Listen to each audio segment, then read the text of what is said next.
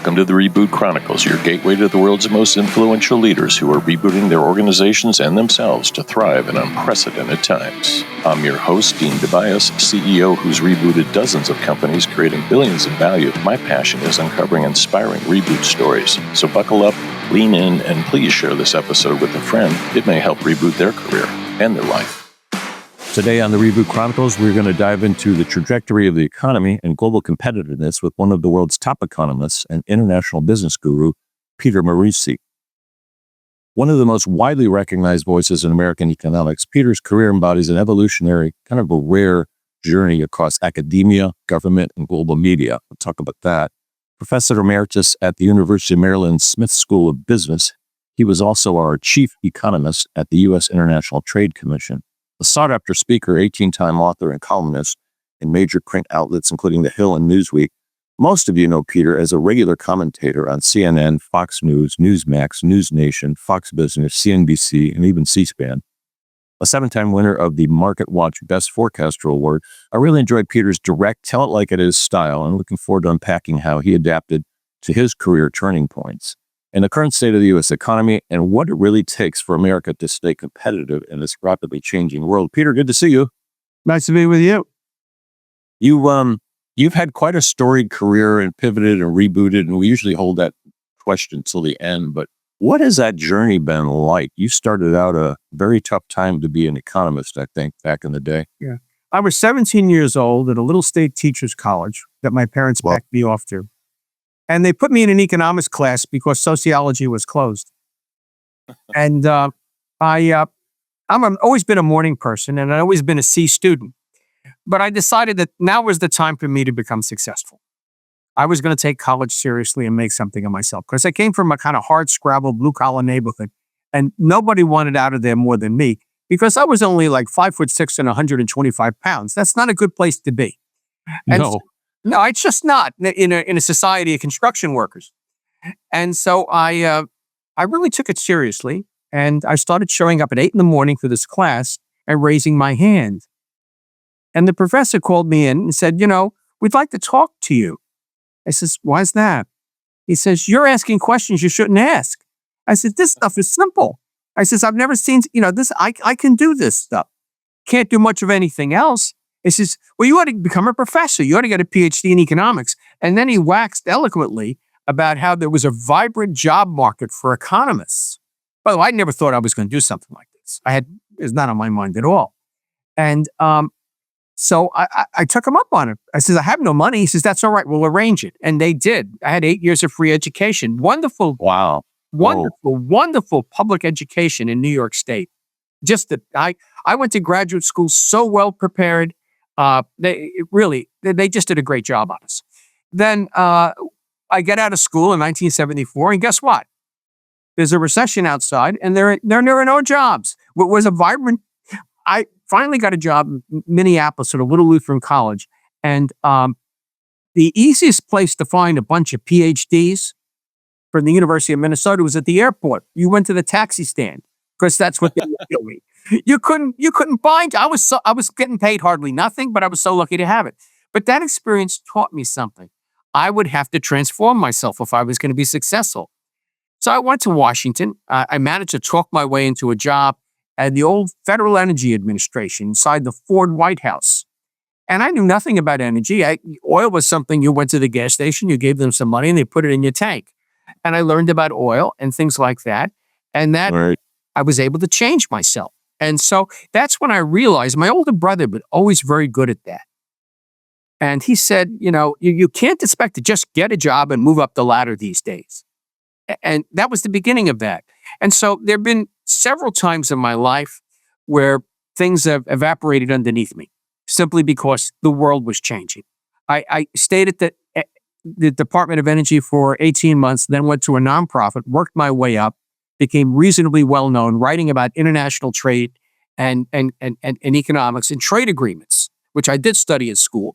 But that nonprofit ran into trouble, and so I had to go someplace else. So I went to the University of Maine, and I had to become a professor again. And then from there, I managed to hook up with the Iacocca people and so forth. And it's just been one thing after another like this. But you got to get it through your head to decide when something's over and to look for something new. Good advice. And, what was it like being our chief economist at the U.S. International Trade Commission? Most people don't even know what they do, but pretty pivotal group. Well, they're the people, if Trump wants to put a tariff just on steel, he has to do an investigation. They're the people that do the investigation. If the United States government, the trade office, the USTR, is involved in trade negotiations, they do a lot of the background work. I had a staff of 60 economists. About 20 of them, third of them were doing these trade cases. A third of them were doing basically reports that Congress mandated be done, every 6 months, every year. And about a third of them were providing what I just described, that kind of support. So I had a lot of different personalities, and I had to deal with them. And at the same time, I had to deal with commissioners. And some of the commissioners were as free trade as say Bill Clinton, and others were as protectionist as Donald Trump. And right. and they were constantly sending their minions down to harass, and they would put in their 2 cents. Harass is the wrong word. They were put there to represent points of views by various presidents, because they like the Fed, they're appointed one every 18 months, and they serve long terms, 9 years. So, I was hosting a conference in Chicago last week with the president of Estonia, the country that's really kind of leveraging AI to bring their next generation of innovators out. We hosted a delegation with a bunch of companies, and I was the optimist of all the speakers about these are the great things that AI can do. Probably because I'm chairman of like 6 AI companies, so it's a little self-serving. But a lot of folks, especially the government folks, were very, very, very concerned about it. And on the heels of, all during 2025, all you heard about was the Big Seven or the Mag Seven laying off tens of thousands of people and not blaming it on AI. And so there's just a lot of mixed messages out there. And as you look at the economy, specifically the global economy, really, I was going to say the U.S., what's your advice and concerns with CEOs about AI and probably more importantly, the labor force and what people should be thinking about doing over the next second half of the decade? Let's go to little Estonia. Yeah. They may be able to pull it off because of what's going on in Australia. There's a company in Australia, I really wish I could remember the name offhand, that's producing what we call agents. These are these programs that do specialized things. You know what it is. We'll explain it to the audience. Specialized programs that'll be a bookkeeper or an English tutor or what have you, or an economics professor. That's where the real money is. That's where the future is. Our big companies doing that are not spending hundreds of trillions of dollars a year building nuclear reactors to power some great brain inside a cowshed that's gobbling up tons of electricity to try to duplicate the intellect of a Nobel laureate. Rather, the money to be made is by people like Salesforce. Salesforce invented pretty much the idea of renting software and supporting you as you use it. So now they're segueing this business software. Most ordinary folks haven't heard of them. So now they're segueing into AI agents. Who's their biggest competitor? In Australia, there's a company down there I just read about. You don't have to be a big country to have a very competitive economy. Look at Finland with the people that made the BlackBerry. Exactly. Yep. What you have to do is you have to find something like this. Now, what that tells me is that the real money to be made is going to be in the shovels. When I was in the 8th grade and we were studying American history, I said to my history teacher, we were doing the gold rush, did anybody make any money in the gold rush? Of course, all these 49ers went out there and got broke.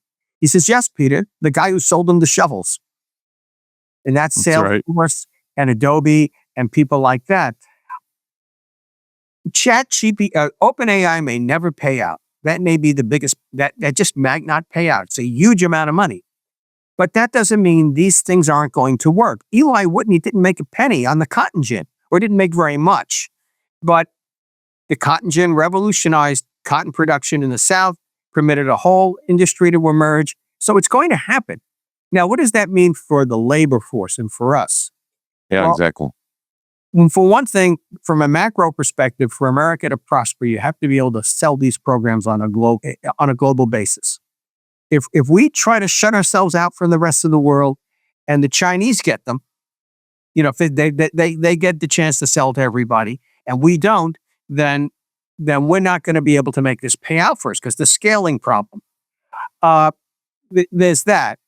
But from the point of view of the labor force, what it means is that the last 200 years since the age of invention began, with the first hot air balloons all the way on through to the telegraph and the TV set and Dean and Peter and so forth, the trick has always been to make people work less with their hands, more with their brains. Right. More and more education. 1900, eighth grade was the norm. In 1950, we still had high school diploma still wasn't the norm. It was only till around 1960. And then all of a sudden it became you have to go to college. Well, that's going to change again. We're probably going to have some people like you and I that make their livings with symbols and words, the glass tower people that ride the Excella.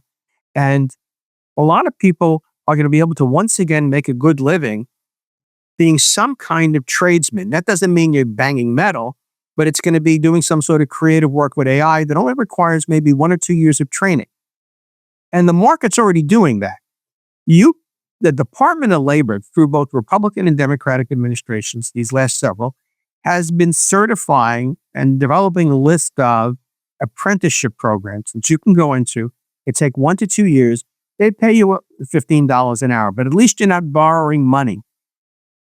And the average salary coming out of those is in excess of $80,000 a year. Now, the average college graduate does not get that. But among college graduates, there are those that do something useful and get a very good job coming out. And there are those who end up selling cell phones at Verizon if they're fortunate, or they're back at that airport in Minneapolis. And that's because we have too many college graduates. College is too expensive. And frankly, college doesn't teach most of the people that go through there much that's useful from the point of view of the economy. It might make your mind, as F. Fitzgerald said, a more interesting place to live. But you got to be able to earn a living. You're going to spend $200,000 getting an education. Yeah, the math doesn't add up. And, I was asked on the Estonia panel, like, well, what are some examples? Why is AI good? And I'm like, well, we used to fuel our transportation with hay and buggy whips, and then we switched to gas and oil. That created all kinds of new jobs. They're like, yeah. But what about the future? I'm like, well, if you take robots, humanoid robots, we need mechanics to work on those all the time. This is an obscure example of where AI is going to take the physical world, not just the. It seems like we're stuck in this, just like when we started the internet, the infrastructure. We're obsessed with infrastructure and data centers, and like you said, it's like no, it's the application layer. It's the whether it's agentic or the next word that we invent to confuse the market. Compute. And then and how do you see people preparing for that? Job seekers. Well, they shouldn't look to the government for guidance, because I think the government is within the grasp of the universities, and the universities are inherently corrupt when it comes to this. They're self-interested like anyone else. I think they have to look to the marketplace.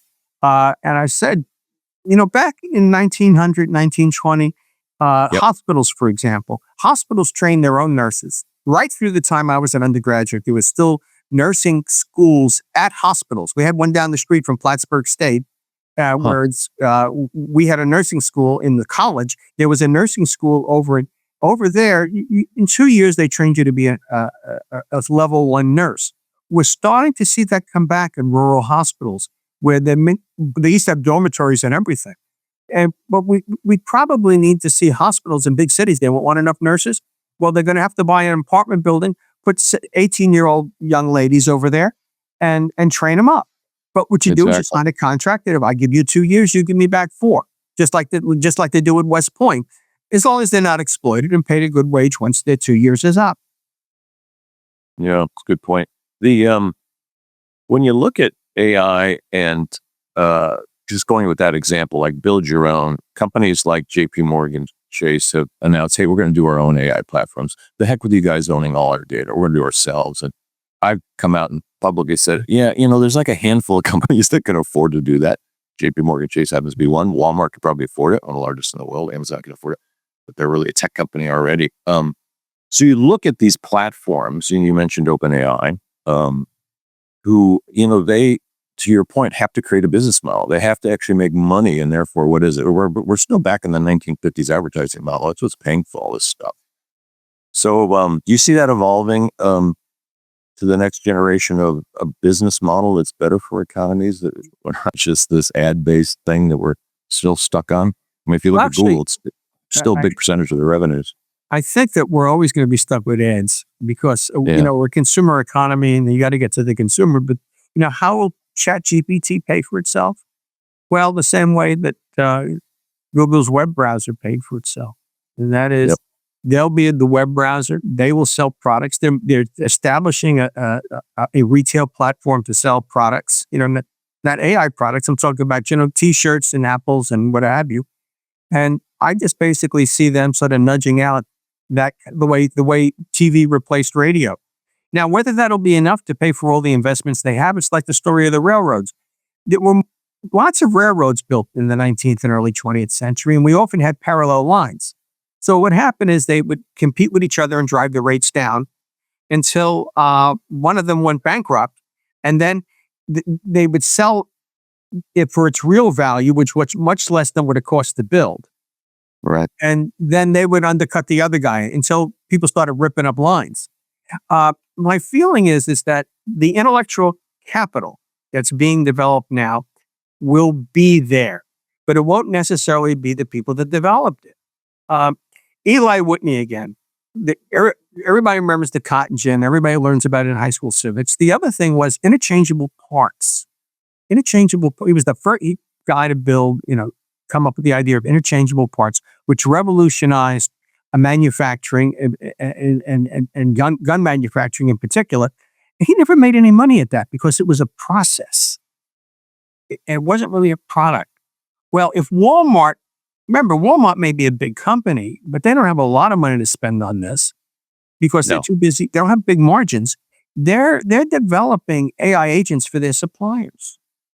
Now, if Walmart, remember who Walmart is. I mean, this is the old five and dime. They're developing, if they can develop AI agents, then now it won't be but 10 years before somebody's doing that in a garage. Come to me, tell me what problem you've got, I'll sell you an agent. And we're going to probably end up seeing open source simply because just why are we subsidizing rare earth minerals now? Because the Chinese did. Well, we're going to have to subsidize AI in the sense of make it open source, or the Chinese will get the market because they're going to open source. Yeah, we were asked about, we talk a lot about OpenAI and, DeepSeek, which I call deep fake. And CEOs often ask advice about, should we be using DeepSeek? I'm like, no, it's China. What are it's a two-part question. Yeah, what are your thoughts about outcompeting China? And actually, to back up, do you still believe, the U.S. is still the world's innovation engine? Well, when you look at artificial intelligence, computers, the internet, and so forth, yes. One of the things that when we were growing up, it was still fashionable for people who were in farming, in agriculture, to look down on people in the cities. And for people in the cities to feel sort of guilty that they're living in cities instead of out there in the sunshine and everything and all that. Now we look back with the same nostalgia on manufacturing. There is no way we're going to return to a society where there are, 15,000 auto workers, making 16, whatever those numbers were. They were huge numbers. It wasn't even more like 1.5 million were making cars. Simply because even if we got the factories back here, they're going to be so automated that they're not going to need the people. So my feeling is that we're going to progress, but we're looking at the wrong things in terms of where we really need to be competitive. It's not in making the car, it's building the software and the battery cells. I spent a lot of time with Mark Fields and his predecessor at Ford. And I remember Mark always being very focused on the battery cells that go into building the battery. It was the technology. The amount of software in a car for 2 decades now has been more by value than the amount of steel. You talk about the steel, if they tell you that the steel tariff is crippling them, that's nonsense. There's only 1 ton of steel in a car. Now, I don't like a 50% tariff on steel, but $500 shouldn't kill them. What's really killing them is they can't handle all this software. and they make bad decisions. General Motors is going to find its future in a self-driving vehicle. I mean, I get in a lot of limos to do TV, and I go, and if I get in a Cadillac, is your car been down this year? Yeah, a couple of weeks. Is why? Oh, and they cite an electrical problem. If they can't make the touch screen work, are you going to trust them to put your kid and take your kid to school on a snowy morning in January? Without a driver? Exactly. Without a driver, right. Now they have to get the technology down, and that's really where the future is. The Israelis are big into that, and they're making money at it. Yep. Yeah, that's a vulnerable area. I mean, GM actually just this week announced a big upset in their whole digital hierarchy. Oh, she's always doing that. She's all like that crap. She's like the Giants coach, right? The Giants had a bad season, so he fires all the defensive. That was San Francisco. San Francisco lost the Super Bowl to Kansas City 2 years ago, and so what did they do? They fired all the defensive coaches when that game came down to a bad decision by the head coach to let the to let Kansas City get the ball second in overtime, which gives Patrick Mahomes 4 downs. Yeah. It brings up another good point back to tech, right? One of my big concerns is, and I probably fuel this a lot with M&A, but it's like we invent these new things. We talk about democratization of the internet and people are going to be in charge of their data, and Web3 came and went. Some say it's still alive, but now it's AI. It's always something. It's always something next. And it ends up in the hands of an oligopoly. Just call it 5, 6, 10, even 20 companies to be polite. Is that concerning to you, or is that how you scale big industry, big government, big leadership? The jealousy industry on the really hard left, everything is a conspiracy for everything. They're shooting this notion that there's a country of monopolies. Like when food prices were going up, it's all those monopolists, in the grocery industry. So I said to my wife, and I says, where do we shop? And she says, well, we go to Whole Foods, we go to Harris Teeter's, we go to Safeway. What about Giant? No, we don't need them. And she ticked off like 5 or 6 different major chains. Well, Walmart can't have a monopoly if you got 5 or 6 major chains. She goes to Target, but she doesn't go to Walmart, I think, with one or the other. That's just fancy Walmart. Yeah. But if you want to say the Walmart's a monopoly, then how do you explain Amazon? And if you're going to explain that Amazon is a monopoly, there's always going to be the guy who moves first. And if he can keep the business going, is going to have a bigger share of the business. But a few years back, Amazon had a much bigger share of the cloud business than it does now because other people capable jumped in. Also, when my father was a boy, there were maybe 10 manufacturers of cars in the United States. When I was a little boy, in addition to the big 3, there was American Motors, there was and 2 or 3 others, DeSoto and so forth. And we ended up with just 3. But by the time we ended up with just 3, the automobile industry was much less relevant. By that time, the legacy techs were very relevant. People like IBM, Hewlett Packard, and so forth. Now, at one point, I thought that IBM, when I'm a young economist, everybody has to be a socialist once in their life, and before they grow up and embrace capitalism is the greatest engine of progress ever conceived by the mind of man. It's in any case, I had this notion that IBM was going to eat the world. Well, look what happened. Microsoft came along because IBM missed the boat on small computer operating systems and so forth. Yeah, the thing about, I was once asked in the churchyard at Christ Church here in Old Town, Alexandria, where I live. She comes up to me during the Reagan era and says, "What's all this free market nonsense? What's all this free market nonsense?" I said, "My dear lady," and this is a very progressive place, "My dear lady, the free market is merely the commercial division of the Holy Spirit." That's a good one. Might have to make that the headline. Invisible hand. The invisible hand. Invisible hand. The invisible hand is merely the commercial division of the Holy Spirit. Makes the trains run on time. So what major policy change, if you were part of any administration, really, what's the most meaningful thing that you could do to bolster, make us the most competitive country on the planet for the second half of this decade. Any major shifts you'd change? There's all types of things happening. The reinvestment in America, trillions of dollars coming in over the next 5 years. Factories take forever to build, as you mentioned. But yeah, what else would you do? Well, I got a list. Yeah. Okay. Tell us. But first of all, the trade policy has to change. I have no problem banging China on the head as hard as we can get away with, which right now isn't a lot because of rare earth minerals. But we can fix that. We have to recognize that we're going to have to need some industrial policy. We need some protection when it comes to China. But with regard to China, we need help. We can't do this on our own because we have all kinds of budgetary problems. So we shouldn't be beating up on our allies with tariffs. My feeling is we want to have free trade with our allies and basically cordon off China.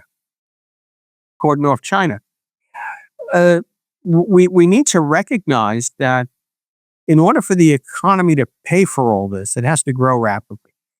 AI has the potential to raise productivity, to double productivity growth in the United States for the next decade, which means instead of growing at 2%, we could grow at 3.5% or 4%.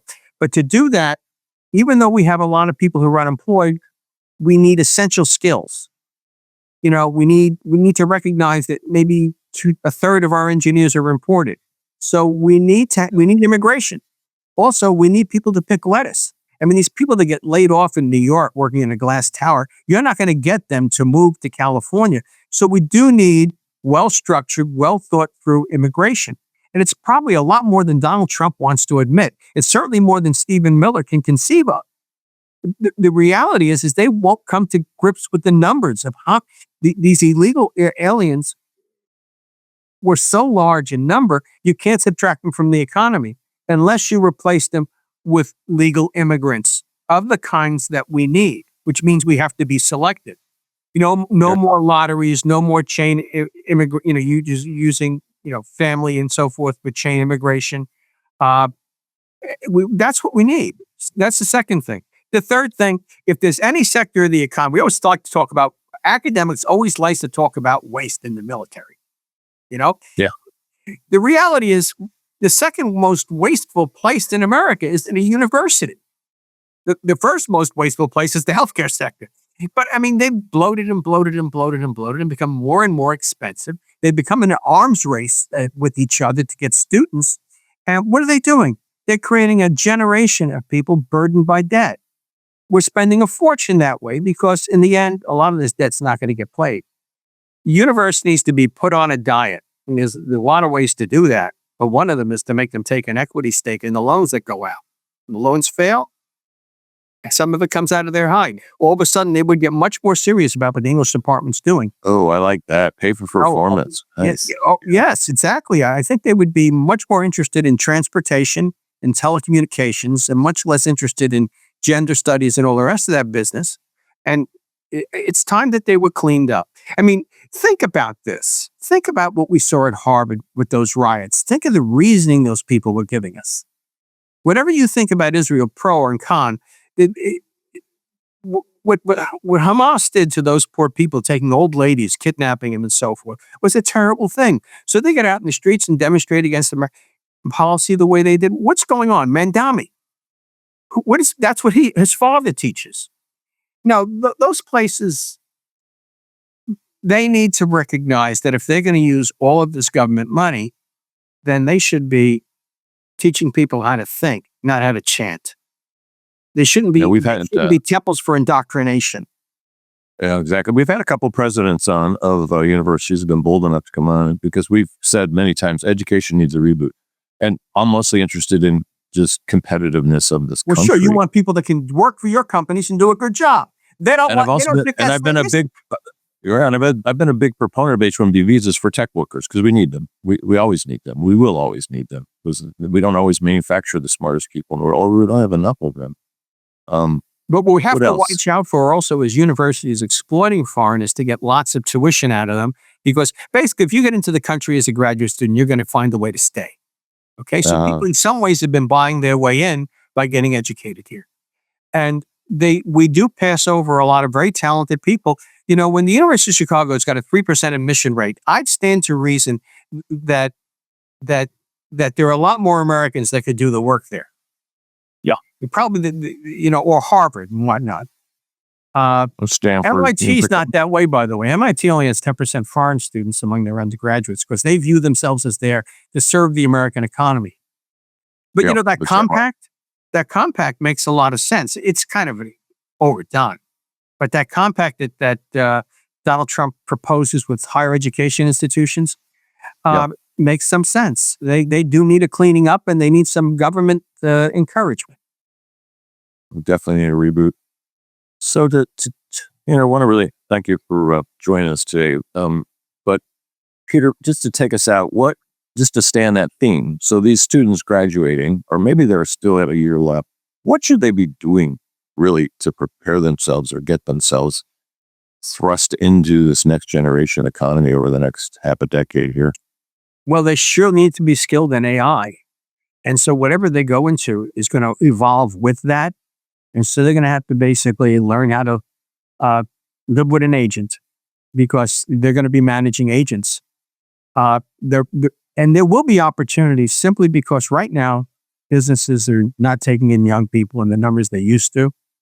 But the senior people are like at McKinsey. It used to be maybe 10, 12 people on a project. Now it's a partner with a partner. Now it's one with 4 or 5. Eventually the partner's going to get old. And they're still billing them the same rate, by the way. Well, the answer is that young people are going to have to come out of school better able to manage and not just themselves and not expect somebody just train them, but they're going to be able to manage a team. And that will include a couple of technicians that haven't been to college, a bunch of AI stuff, and so forth. That's where the future is. In a lot of ways, I think it's great. Is the junior banker's role is going to go away. I mean, I don't know what the ultimate hazing experience to be a junior banker on Wall Street these days, and work more hours. Wall Street has perfected the 26-hour day. Yeah, exactly. Yeah, I think they call it bullshit jobs. There's a lot of jobs out there that. I got thrown up the air for saying that once. I said. It's a book. You can say it. Someone wrote a book called that. Said it. I'm no longer on WMAL in Baltimore because of that. Baltimore probably hated that. Well, it was actually designed to. The listeners didn't complain. It was the management. They were afraid the FCC was going to come after them. Oh yeah, right. And have they watched TV lately? Oh my gosh.